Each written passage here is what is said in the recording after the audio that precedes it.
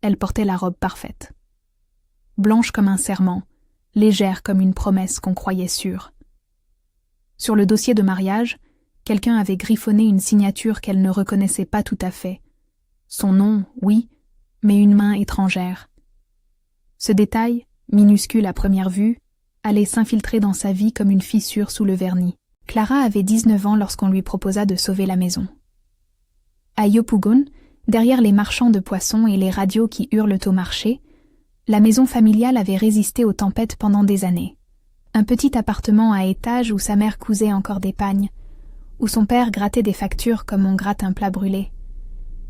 Clara habitait les marges de cette lutte. Elle était entrée à l'université en architecture avec une bourse. Les croquis et les maquettes dormaient sur une étagère. Un monde en papier froissé prêt à s'ouvrir. Ses rêves tenaient dans la paume de sa main. Pont, plan, la promesse de construire quelque chose de stable. Puis la crise. Le commerce du père se désintégra. La bourse fut menacée, et à la maison, les repas devinrent silencieux, comme si chaque plat pesait davantage. Les mots « nous n'avons pas le choix » furent murmurés plus souvent qu'avant. La proposition de Gabriel Quadio arriva comme une solution.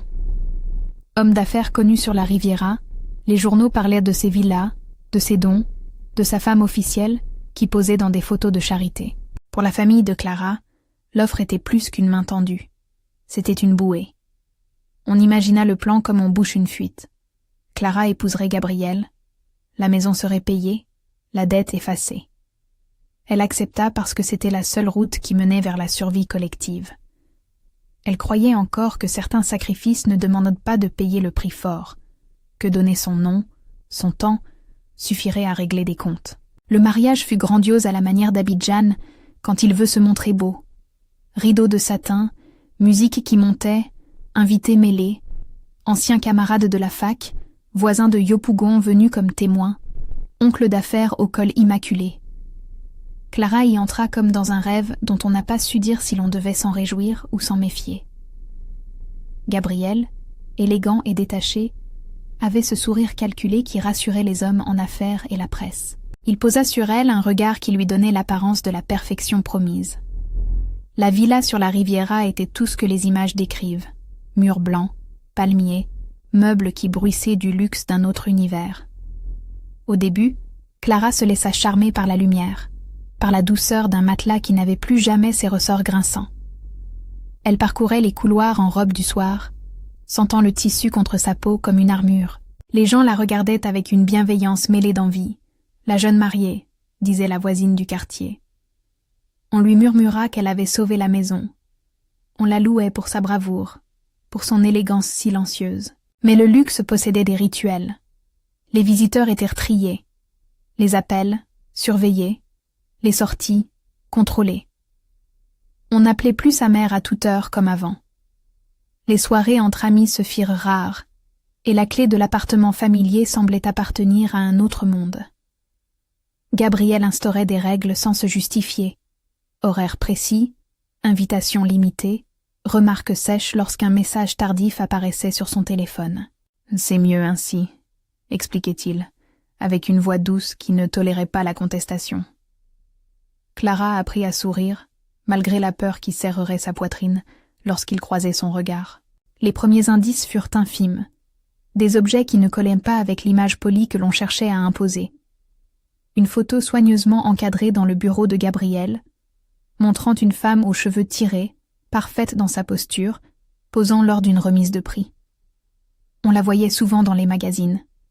Il l'appelait « l'épouse officielle », la dame philanthropique qui distribuait des bourses et posait sur les couvertures, souriante, impeccable. Clara sentit au départ une curiosité neutre. L'attention publique avait toujours cette côté irréel. Mais quand elle feuilleta un album oublié chez Gabriel, elle tomba sur une photo bien plus ancienne, cachée derrière d'autres documents, où la même femme apparaissait dans une autre tenue, un autre visage, cheveux courts, visage marqué par la terre et le soleil, le regard vif. Dans le coin, une petite annotation manuscrite portait un nom différent. Ce détail glissa comme un caillou dans sa chaussure. Inconfortable, mais pas encore une douleur. Les jours qui suivirent, tout se fit plus précis, comme si quelqu'un avait commencé à dessiner une carte au fur et à mesure. Gabriel en privé restait charmant, mais il y avait des moments où sa voix se durcissait, où la pièce se refermait sur des silences. Il dissimulait son téléphone comme on cache un billet précieux. Il expliquait les absences par le travail, par des voyages. Clara comprit qu'il y avait une distance entre sa vie publique et ce qui se passait derrière ses portes fermées. Un soir, en rangeant des papiers dans le bureau, elle trouva des documents administratifs où son propre nom figurait, rattaché à des sociétés offshore dont elle ignorait l'existence. Un extrait, une signature qui semblait identique à la sienne mais tremblait autrement, accompagnait des transferts et des comptes. Le cœur se serra. Comment son nom pouvait-il apparaître là? Elle n'avait jamais signé ces contrats. Gabriel rit lorsqu'elle posa la question, lui assurant que c'était une erreur technique, qu'on rectifierait. Il lui offrit un verre et un sourire qui scellaient la discussion. Pourtant, l'étincelle de doute avait pris. Elle commença à fouiller plus souvent, non pas par curiosité malsaine, mais par une nécessité que l'on ose nommer. Elle voulait comprendre si sa vie venait d'être transformée en un document qu'elle n'avait pas rédigé. Les documents parlaient d'entreprises fictives, de comptes bancaires dissimulés derrière des noms d'emprunts, d'engagements financiers qui dépassaient l'imagination d'une jeune étudiante en architecture. Et, à plusieurs reprises, une initiale revenait. C.S. Les contrôles au domicile semblaient n'être que la surface d'un iceberg. Ce que Clara ne savait pas encore, c'était que la parfaite à la une des magazines n'était pas seulement une figure de papier. Céline Morel, c'est ainsi que l'on parlait d'elle dans la presse, menait une vie publique impeccable, faite d'apparitions caritatives et de discours sur l'éducation. On la décrivait comme la modèle de la femme moderne, élégante et impliquée. Mais entre cette image et la réalité, se glissaient des fragments d'un passé que peu avaient de balayer sous le tapis. Les vieilles archives, les passeports aux noms différents retrouvés dans un tiroir mal fermé, un billet de bateau portant un tampon d'un port où elle n'avait a priori pas d'affaires, autant de traces qui, mises côte à côte, composaient un portrait incomplet et potentiellement explosif. Clara tomba sur une lettre non ouverte, pliée et scellée d'un timbre officiel. Elle n'était pas adressée à elle, mais le coup de son nom s'y trouvait, mêlé à d'autres. Le contenu évoquait des transactions, des noms de lieux, des rencontres dans des hôtels aux noms neutres. Il y avait une philosophie froide dans ces phrases, comme si l'on parlait dans une langue qui n'était pas faite pour le cœur. Elle glissa la lettre dans sa poche, comme on met un caillou dans la main pour se souvenir d'où l'on vient. Elle ne montra rien. Elle regardait les murs de la villa et, pour la première fois, sentit la distance entre ce qu'on lui avait vendu et ce qui se tricotait autour d'elle. À Yopougon, les nouvelles avaient une vie propre. Les voisins parlaient à mi-voix, se passant des histoires qu'ils ne savaient pas vérifier, mais qu'ils aimaient croire parce qu'elles les rapprochaient d'un monde plus grand. Quand la rumeur de certaines opérations de Gabriel commença à peser, personne ne sut réellement où placer Clara. Elle était la fille qui avait sauvé la maison, la jeune épouse jetée dans un bain de richesse. Mais des murmures circulaient, des fonds qui disparaissaient, des sociétés qui existaient sur papier seulement, des signatures contestées. Ce genre de bruit venait des bureaux, des banquiers nerveux, des concierges qui prenaient des notes. Le premier vrai contact avec la justice vint sans cérémonie, par une simple lettre déposée sur la table basse du salon. Une convocation, des mots officiels qui parlaient d'un audit financier. Les inspecteurs ne vinrent pas immédiatement. D'abord ce fut du papier, d'abord ce fut la peur froide qui se répandit dans la maison. Gabriel feignit la surprise, puis le mépris, puis la colère. Il parla d'un malentendu. Mais dans la pièce, les regards se firent plus durs, la façade se fendillait. Clara lutte contre la honte de n'avoir rien vu. Elle se reproche encore les décisions prises au nom de la famille. Pourtant la vérité n'était pas seulement noire ou blanche. Elle se souvenait des veillées à la lampe, où sa mère lui demandait de tenir bon, où son père se couchait tôt pour ne pas voir la misère dans les yeux de ses enfants. Ce mariage, elle l'avait accepté pour eux, non pour elle. Le poids sur ses épaules, c'était un poids collectif. Le silence devenait un paysage familier. Elle décida de parler. Mais à qui? À sa mère, qui vivait chaque jour dans l'ignorance béate, croyant au bonheur que la richesse pouvait acheter. À Gabriel, qui lui promettait des explications floues. À personne. Le chemin était incertain. Elle allait apprendre qu'il y avait des forces qui manipulaient les noms, qui échangeaient les identités comme on échange des cartes. Et quelque part, la mystérieuse épouse parfaite possédait un passé qui, s'il était révélé, ferait vaciller non seulement la réputation d'un homme, mais aussi l'équilibre fragile autour duquel la maison de Clara avait été reconstruite. La tension monta doucement, comme un refrain qui s'installe. Les contrôles se durcirent. Le téléphone de Clara se déchargeait plus vite. Ses messages étaient effacés parfois alors qu'elle n'était pas là. Sa plus proche amie de l'université ne pouvait plus venir, des excuses anonymes retardant chaque visite. On lui enlevait peu à peu sa liberté sous des gestes qui se voulaient protecteurs. « Tu dois comprendre », répétait Gabriel. Puis il ajoutait « Parfois, c'est pour ton bien ». Ces mots collaient à sa gorge. Pour calmer l'orage qui montait dans son esprit, Clara retourna à ses croquis. L'architecture lui avait appris à penser en volume, à imaginer des prolongements, des soutiens. Elle redessina des maisons, des ponts. Tracer des lignes la calmait.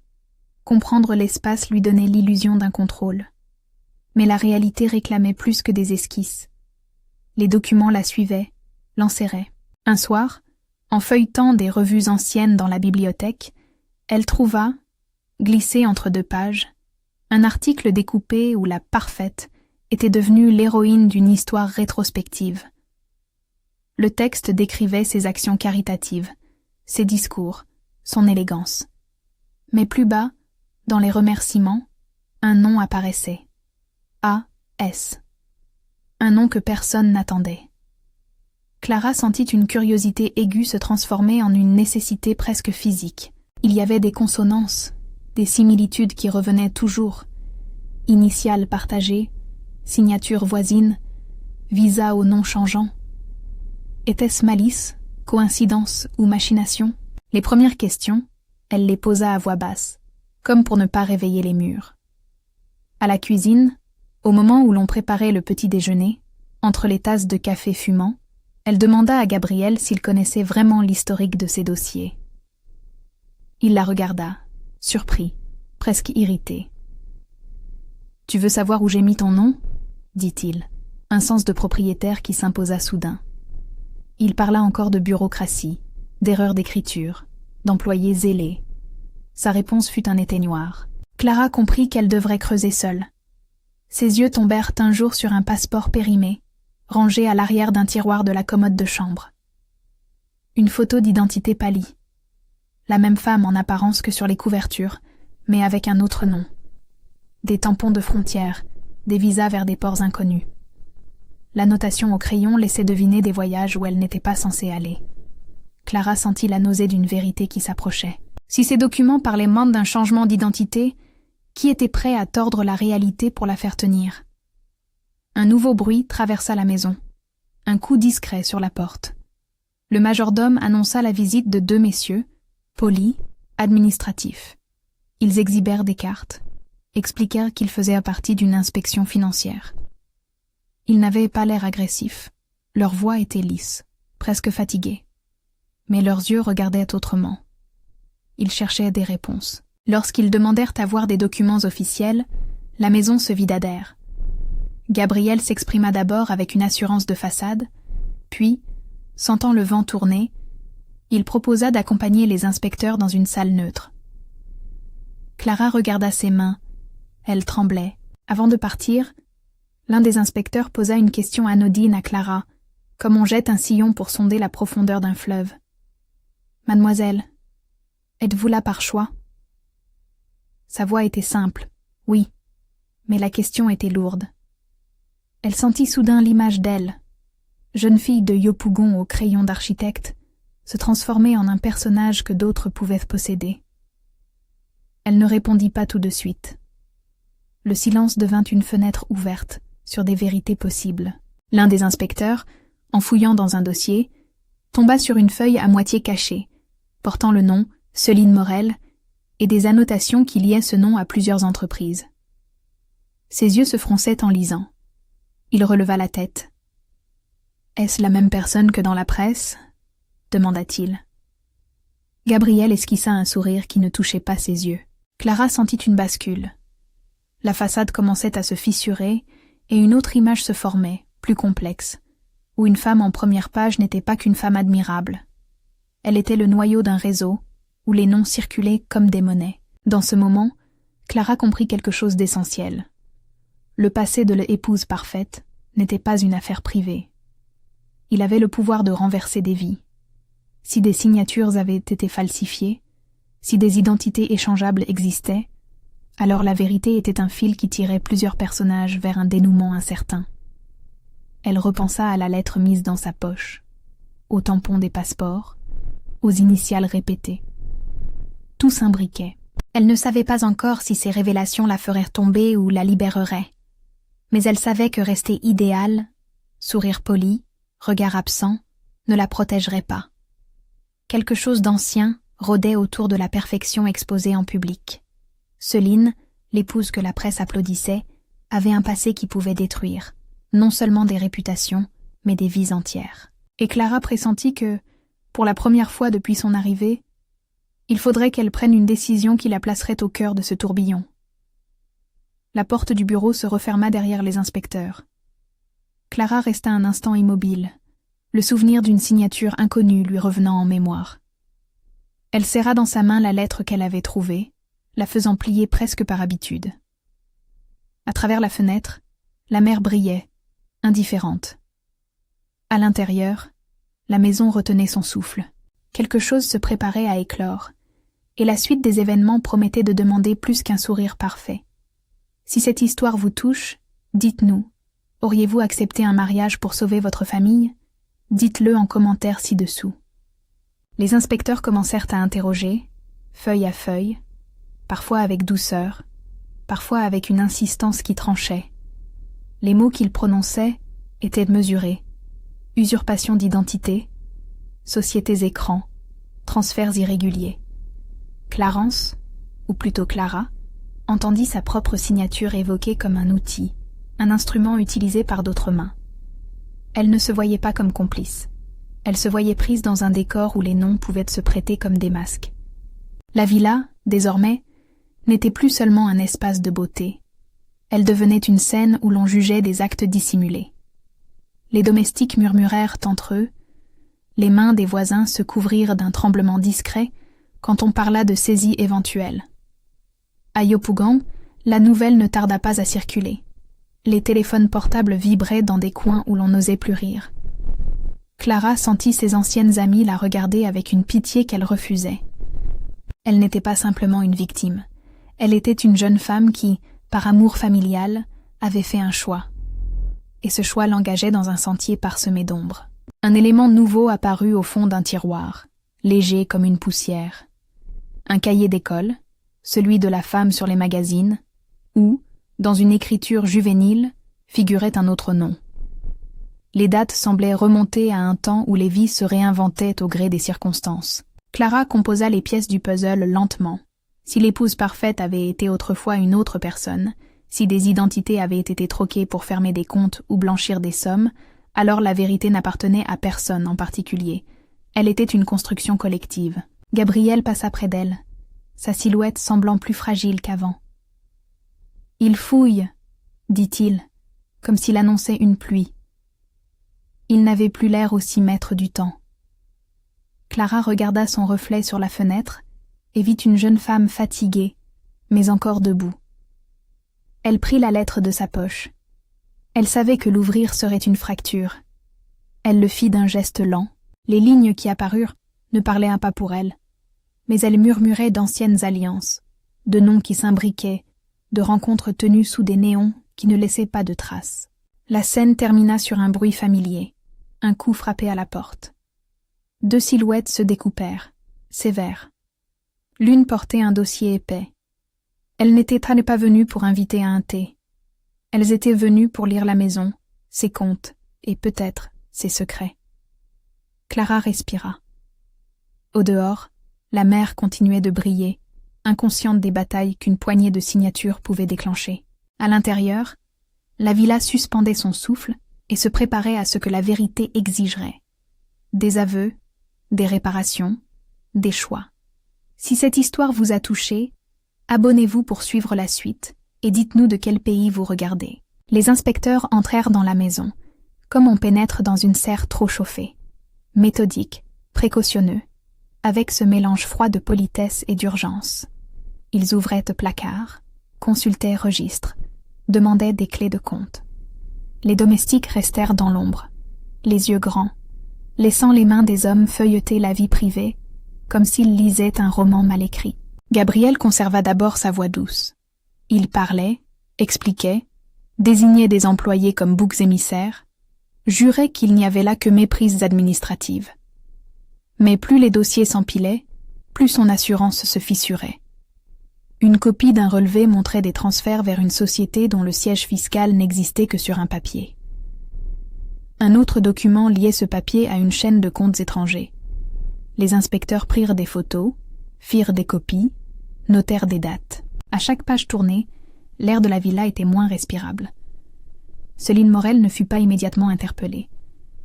Sa présence n'était pas requise dans la maison ce matin-là, les obligations caritatives de l'épouse officielle la tenaient loin.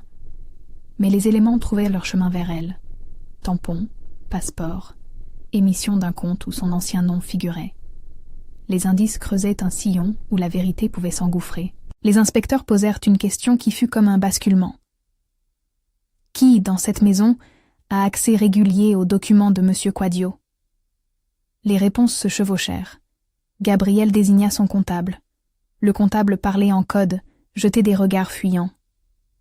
Clara resta muette quelques instants, puis sentit la lettre dans sa poche brûler entre ses doigts. Elle avait choisi, au départ, la prudence. Elle avait espéré que la moindre révélation augmenterait le prix à payer par sa famille. Mais désormais, les enjeux dépassaient l'appartement, la maison et les repas. Il y avait des vies, des emplois, des enfants de voisins dont les parents travaillaient pour ces entreprises. Ne rien dire risquait d'étendre le mal. Elle sortit la lettre, la tendit. Les inspecteurs la prirent et la lisèrent à voix basse. Les lignes parlèrent d'anciens contacts, de comptes ouverts sous d'autres identités, d'un changement de nom pour effacer des traces. Il y avait des lieux, ports, noms d'hôtels, pseudonymes. Les annotations, en marge, semblaient appartenir à une main qui connaissait trop bien les mécanismes du déguisement. L'un des inspecteurs releva la tête. « Cette dame, Céline Morel, a-t-elle un passé sous d'autres noms ?» Clara hocha la tête. Elle parla alors, lentement, des tampons sur le passeport, de la photo jaunie, de l'inscription à l'école retrouvée dans un cahier. Le récit prit la couleur du dévoilement. La nouvelle fit le tour de la ville avant la fin de la journée. À Yopougon, les téléphones changèrent en deux tons. L'information se diffusait comme une chaleur qui n'était pas toujours agréable. On parlait d'une épouse exemplaire, qui, jadis, aurait porté un autre nom. On chuchotait sur des voyages, sur des alliances dans des ports aux noms internationaux. On évoquait la possibilité que des identités aient été façonnées pour dissimuler des circuits d'argent. Ces mots, jetés dans l'air, avaient un poids qui basculait vite vers la peur. Si Céline n'était pas qui elle prétendait être, alors la maison, la villa, les vies professionnelles de ceux qui dépendèrent de ces contrats risquaient d'être ébranlées. Gabriel essaya d'étouffer. Il fit appel à un avocat connu, un homme au costume bien coupé, qui parlait en phrases courtes et rassurantes. L'avocat ordonna des réunions, des audits internes. Il tenta d'acheter du temps. Il promit des vérifications, des recours, des clarifications. Mais la procédure était déjà lancée. Des banques demandaient des justificatifs, des comptes furent temporairement gelés, des certificats furent réclamés. Les inspecteurs placèrent des scellés sur des dossiers. Le mot « gel » prit la consistance d'un frisson sur la nuque des domestiques et des voisins. La gloire publique de Céline vacilla. Les chaînes qui l'avaient apportée en première page la cherchèrent pour des explications. Elle fit des apparitions calibrées, parla d'erreurs administratives et de manipulations dont elle était victime, évoqua sa volonté de coopérer. Dans la presse, des photos la montraient souriante, mais les sourires ne cachenaient pas toujours l'effondrement intérieur. Quelqu'un qui a vécu plusieurs vies c'est parfois mieux que quiconque la fragilité d'une image publique. Ces apparitions, cependant, ne suffisèrent pas à balayer les tampons, les signatures, les annotations. La progression de l'enquête révéla une mécanique plus sophistiquée que ce que Clara avait imaginé. Les sociétés écrans portèrent des noms neutres, des gestionnaires de comptes installés dans des places financières lointaines. Le schéma se répétait. Un flux d'argent, un compte de transit, des virements vers des projets ou des achats, puis des compensations. On retrouva des traces de paiement vers des entreprises de construction, mais aussi vers des fonds prétendument philanthropiques qui n'existaient que sur des rapports annuels superficiels. Les inspecteurs cherchaient à relier les points. Qui ordonnait ces transferts? Qui signait? Et au bénéfice de qui? Un expert en écriture fut appelé. Il compara la signature que Clara reconnaissait vaguement sur certains documents et la signature authentique griffonnée sur les papiers personnels qu'elle possédait. Le résultat ne fut pas immédiat, mais les premières observations penchèrent vers une falsification. Cela ne disculpait pas pour autant l'existence d'un réseau plus vaste. Mais pour Clara, ce fut comme une fenêtre ouverte. Sa propre main, son geste, n'avaient pas servi à trahir. Quelqu'un avait joué à la marchande avec son identité. La tension monta lors d'un interrogatoire organisé dans le salon, entre la statue d'un ange stylisé et un bouquet qui déjà perdait des pétales. Gabriel y comparut entouré de ses avocats. Son visage était moins assuré, mais il restait un acteur préparé. Céline, elle, arriva surprise, maquillée d'un calme fragile. Les inspecteurs la regardèrent comme on scrute une empreinte. Ils la questionnèrent sur ses anciens documents, sur les voyages mentionnés, sur les noms retrouvés. Céline répondit avec une logique maîtrisée. Changement de nom pour des raisons personnelles, voyage pour des engagements humanitaires, détournement attribué à des collaborateurs. Parfois ses yeux fuyaient, parfois ils se posaient brièvement sur Clara, comme si elle cherchait quelque chose dans ce regard jeune et incertain. Un élément nouveau se détacha dans l'enquête. Un ancien comptable, licencié 1 an plus tôt, accepta de parler. Fatigué et amer, il raconta un autre pan du mécanisme, mentionnant des instructions verbales, des ordres transmis lors de réunions privées, des enveloppes glissées sans discussion formelle, des notes écrites à la hâte. Il parla d'un réseau de complices, de sous-traitants qui n'avaient jamais vu la lumière du jour, d'un schéma où des identités servaient à couvrir des transferts. Son récit fut un pont entre les pages que les documents montraient et la réalité des gestes. Face à cela, il y eut des moments de tentation pour certains acteurs du cercle, faire porter le chapeau à un employé, arguer d'une erreur humaine, d'un système défaillant.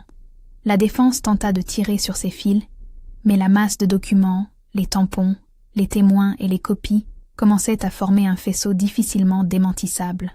Les scellés sur les comptes ralentiront certaines activités. Des fournisseurs se retiraient, inquiets d'être associés à des fonds irréguliers. Pendant ce temps, Clara ressentit la pesanteur d'un choix intime. Elle se souvenait des nuits à Yopougon, du bruit du marché, des mains de sa mère travaillant la lumière des tissus. Elle se souvenait des promesses échangées autour d'une table où l'on décidait de l'avenir. Elle avait accepté le mariage pour une maison et pour un espoir collectif. Elle n'avait jamais voulu devenir le carburant d'un mécanisme de blanchiment. La décision de coopérer n'était pas simplement un geste légal. C'était une manière de refuser d'être complice par silence. Elle accepta alors de parler ouvertement sous serment. Ses mots furent précis, parfois haletants, mais sans crier au scandale.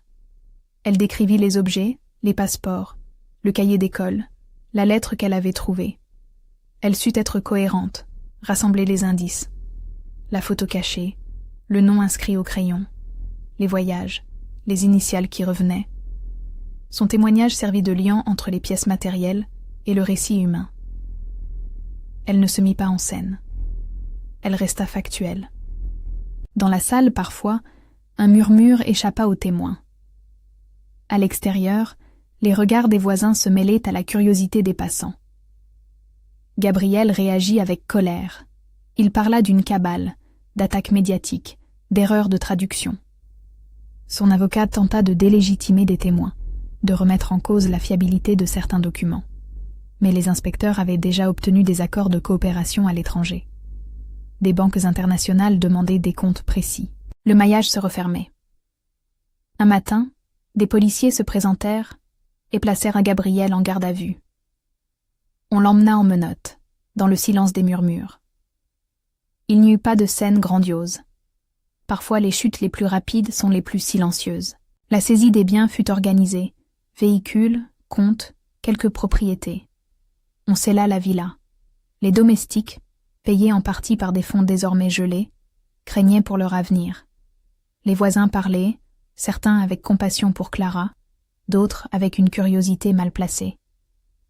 Yopougon réagissait avec la cadence habituelle. Les commerçants retournaient à leur marche, les enfants au jeu, mais les conversations à la tombée du jour portèrent désormais le nom de la villa. La presse, vorace, cherchait le visage de la parfaite.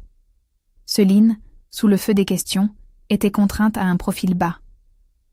Des enquêtes se penchèrent sur ses anciennes identités. Des témoignages émergèrent, parlant d'un passé plus rude. Là où il y avait des photos élégantes, se trouvait aussi une femme qui avait dû réinventer sa vie pour survivre, ou qui avait choisi la métamorphose comme moyen de s'élever. Les motivations restaient obscures. Choix personnels, contraintes, stratégie.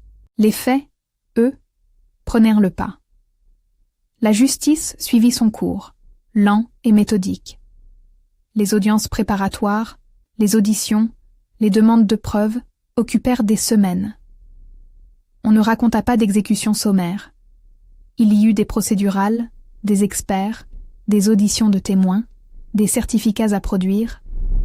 On parla de présomption et d'enquêtes en cours. Clara ne se fit pas d'illusions. La condamnation prompte n'était pas une certitude. Elle savait que la réparation prendrait du temps, que les comptes seraient débattus, que les restitutions, si elles existaient, seraient impartielles. Mais la chose qui lui importait le plus n'était pas pénalement de voir Gabriel puni. C'était de sortir du rôle que l'on avait voulu lui faire jouer. Dans l'intimité, des conversations se tinrent entre Clara et sa mère. Elles furent longues, parfois silencieuses. La mère pleura de colère, puis de honte, puis de soulagement mêlé. Le père, qui avait pourtant accepté le mariage comme un salut, regarda sa fille avec un regret lourd. Ils avaient cru sauver la maison au prix de la liberté d'une enfant. On répara en partie, la famille reçut des aides pour la réinsertion. Une ONG locale proposa un accompagnement. Des voisins vinrent offrir du travail mineur. Des boulangeries offrirent des pains. Le soutien social n'effaçait pas la blessure, mais il n'était pas négligeable. Clara se retrouva face à des choix essentiels. Elle décida de reprendre l'université. Les croquis poussiéreux sur l'étagère reprirent leur place dans sa vie. L'architecture, avec ses lignes et ses proportions, lui donna une assise. Elle accepta également une proposition d'un service d'aide aux victimes qui lui offrit un accompagnement psychologique et juridique. On lui expliqua les démarches, on la guida pour qu'elle reste protégée sans compromettre l'enquête. Ses appuis étaient tangibles. Des lettres officielles attestant de son statut de victime, des conseillers qui la préparaient aux auditions, des aides financières pour les frais courants. Il y eut une rencontre tardive, encouragée par les inspecteurs, qui marqua un tournant intime. Clara fut invitée à s'entretenir avec Céline, sous la supervision d'un médiateur. Les deux femmes se trouvèrent dans une petite salle neutre, une table entre elles comme un pont à franchir. Céline avait changé. Elle n'était plus la femme de couverture, ni la rivale que l'on imaginait. Elle avait le visage fatigué de qui porte trop de secrets. Ses mains tremblèrent légèrement en tenant une tasse de thé. Elle commença par parler d'une voix basse, presque honteuse. « Je ne veux pas justifier ce qui s'est passé, » dit-elle. « Mais j'ai fait des choses pour survivre. J'ai changé de nom, j'ai dû fuir des situations. Je ne sais pas si cela excuse ce qui a été fait en ton nom. » Clara, au début, écouta. Elle sentit d'abord la colère, puis quelque chose de plus nuancé. Une reconnaissance de la complexité humaine. Céline évoqua un parcours de survie, des décisions prises dans des plaines de peur, des alliances opportunes. Il n'y eut ni confession grandiose, ni repentir spectaculaire. Céline parla d'erreurs, de manipulation, de pression que Gabriel avait exercée, non pour se dédouaner, mais pour peindre une image du réseau qui s'était emparé d'elle aussi. Les deux femmes n'obtinrent pas de simplicité. Elles eurent plutôt une conversation brute, où les responsabilités étaient recroisées, les fautes partagées. À la fin, Céline dit « Je suis désolée pour ce que tu as subi ». Les mots ne guérirent rien d'instantané. Mais Clara comprit quelque chose d'essentiel. La perfection qui avait été exposée dans la presse était une construction fragile. Derrière chaque image, il y avait une histoire, parfois faite de peur, parfois faite de calcul. La colère de Clara se mua progressivement en une volonté résistante. Elle refuserait d'être réduite au rôle que d'autres avaient imaginé pour elle. L'enquête continua. Des progrès apparaissaient, des blocages aussi. Certains comptes furent récupérés, d'autres restèrent impossibles à tracer. Des acteurs de l'ombre demeuraient insaisissables. Le tribunal tomba sur les faits avec la lenteur mesurée de son institution. Dans les audiences, on parla de responsabilité, de complicité, de chaîne de décision. Les médias, toujours prompts à tirer des conclusions, s'essoufflèrent un peu face au travail de la justice. Peu à peu, le bruit retomba. La conséquence la plus durable pour Clara ne fut ni la chute de Gabriel, ni l'éclatement public de Céline, mais une reconstruction plus intime. Elle suivit des cours assidus, reprit ses maquettes, enchaîna les ateliers nocturnes. Les terrains qu'elle dessinait avaient désormais une autre signification. Ils étaient des lieux possibles pour les autres, des ponts pour relier et soutenir. Elle prit à cœur l'idée de construire des espaces où la dignité se préserverait, des maisons où les familles ne seraient pas contraintes à des choix si lourds. La ville la regarda différemment.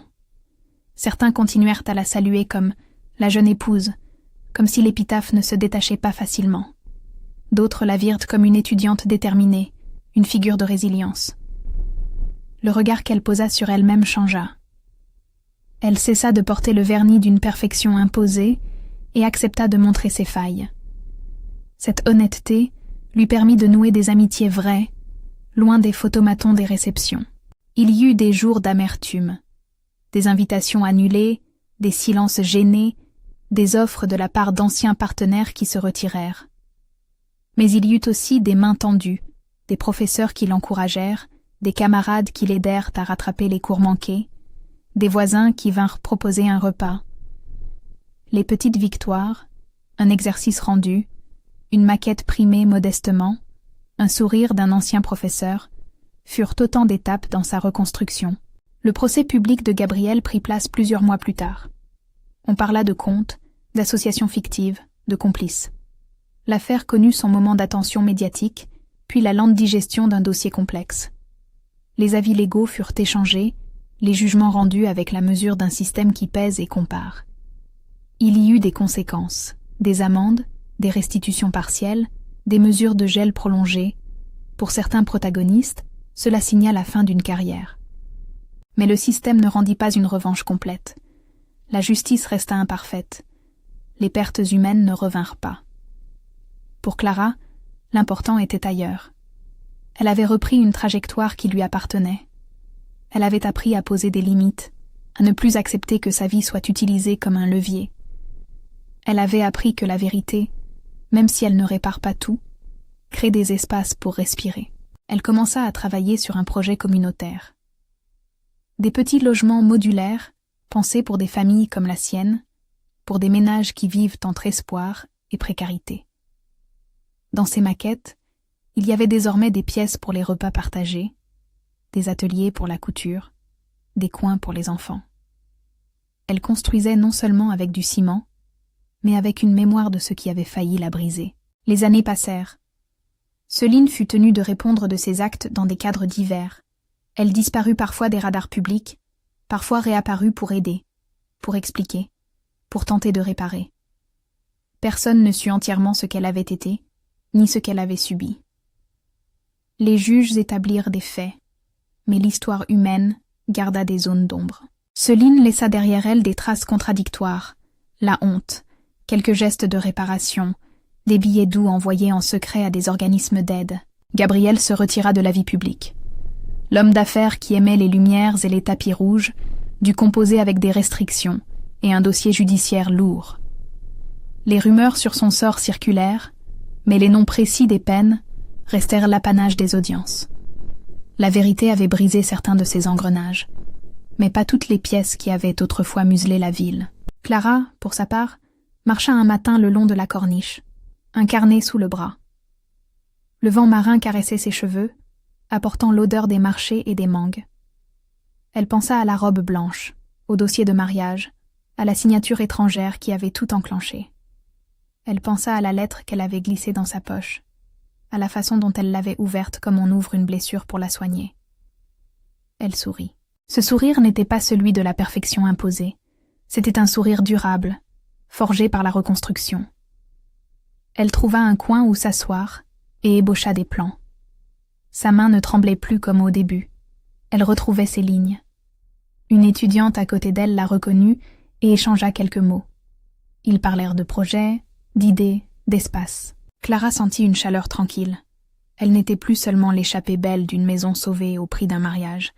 Elle était une femme qui avait vécu l'épreuve, qui avait pris des décisions, qui avait choisi de se relever. La perfection, elle l'avait compris, n'est pas une robe immaculée, ni une photo dans un magazine. La perfection était peut-être cette volonté de ne pas abandonner les siens, puis de se souvenir de soi. Elle se souvenait des visages à Yopougon, des mains qui avaient tricoté des repas, des rires qui avaient ponctué les jours difficiles. Elle savait que la vérité, dévoilée, pouvait détruire et libérer à la fois. Elle avait connu la peur que la vie de ses proches soit balayée. Elle avait également connu le soulagement de voir que la justice, imparfaite, pouvait au moins suspendre des mécanismes. Les derniers paragraphes de son histoire n'étaient ni pas ceux d'une vengeance triomphante, ni ceux d'une catastrophe totale. Ils racontaient plutôt la lente complexion d'une vie recousue. Clara reprit ses études, obtint des petits contrats d'architecture sociale, participa à des ateliers pour former des jeunes du quartier. Parfois, elle enseignait à des mères comment dessiner un plan simple pour réaménager une pièce. Elle parlait peu de son passé. Quand la conversation revenait, elle disait la vérité. « J'ai fait des choix », expliquait-elle, « et j'ai appris. » On l'écoutait. Il restait des zones d'ombre. Les enquêteurs poursuivirent des pistes. Certains comptes restaient introuvables. Mais au cœur de la tempête, une femme jeune avait refusé de se laisser définir par la main qui avait signé à sa place. Elle avait choisi la parole, coopéré avec la justice, refusé la honte imposée. Elle avait reconstruit des ponts, littéralement et symboliquement. Un soir, en rentrant à Yopougon, elle passa devant la maison d'enfance, désormais retapée à la mesure de ses moyens. La porte était ouverte. Sa mère préparait le repas. Son père, un peu plus calme, parlait d'un voisin qui avait besoin d'un plan pour réparer un toit. Clara entra et posa son carnet sur la table. Sa mère la regarda avec une fierté simple, sans spectaculaire. Une fierté qui venait de l'idée qu'une fille avait choisi de ne pas céder. La vérité, pensa-t-elle, ne détruit pas seulement, elle reconstruit aussi. Elle savait que son nom avait été instrumentalisé, qu'on avait tenté d'en faire une monnaie, mais elle avait recouvré sa voix. Dans les nuits calmes, lorsque la ville respirait, elle ouvrait ses cahiers et dessinait des ponts qui, un jour, porteraient d'autres vies au-delà des rumeurs et des revues. Elle se promettait d'enseigner à ceux qui viendraient après elle que la dignité n'est pas l'apanage des unes, mais une conquête quotidienne. Elle se leva, se détourna de la table, contempla la rue où les enfants jouaient encore au ballon, où les étals brillaient. Elle sentit le poids des jours passés comme une matière transformée. Ce qui avait failli la détruire avait aussi dévoilé des vérités, et ces vérités lui permirent de reconstruire autrement. Elle marcha vers sa chambre, posa sa main sur une maquette et murmura, non comme un triomphe, mais comme une résolution, « Je me sauve moi-même ».